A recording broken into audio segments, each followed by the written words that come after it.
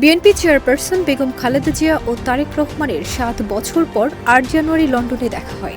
তারেক রহমান ও তার স্ত্রী জুবাইদা রহমান বিমানবন্দরে খালেদা জিয়াকে বরণ করে নেন। সেখান থেকেই সরাসরি সেন্ট্রাল লন্ডনে দ্য ক্লিনিকে নিয়ে ভর্তি করা হয় খালেদা জিয়াকে। বর্তমানে হাসপাতালে ব্যস্ত সময় পার করছেন তারা।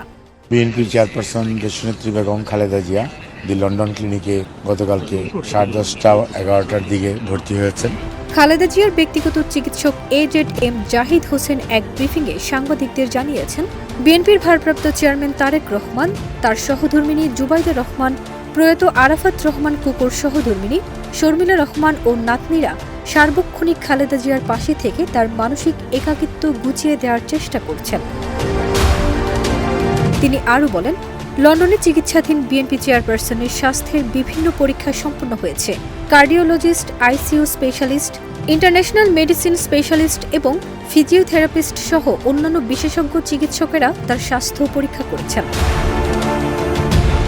জাহিদ হোসেন আরও বলেন, বড়দিন উপলক্ষে কিছু বিশেষজ্ঞ চিকিৎসক এখনও ছুটিতে আছেন। তারা এসে খালেদা জিয়াকে দেখবেন। সে অনুযায়ী তার চিকিৎসা পদ্ধতি কি হবে সে বিষয়ে সিদ্ধান্ত নেবেন।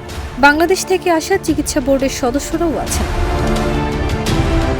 প্রসঙ্গত, ৭৯ বছর বয়স্ক Khaleda Zia liver cirrhosis, kidney, heart, diabetics, arthritis সহ নানা শারীরিক অসুস্থতায় ভুগছেন। এসবের উন্নত চিকিৎসার জন্য লন্ডন পৌঁছেছেন তিনি। ফারজানা নিকিতা, দেশ রূপান্তর।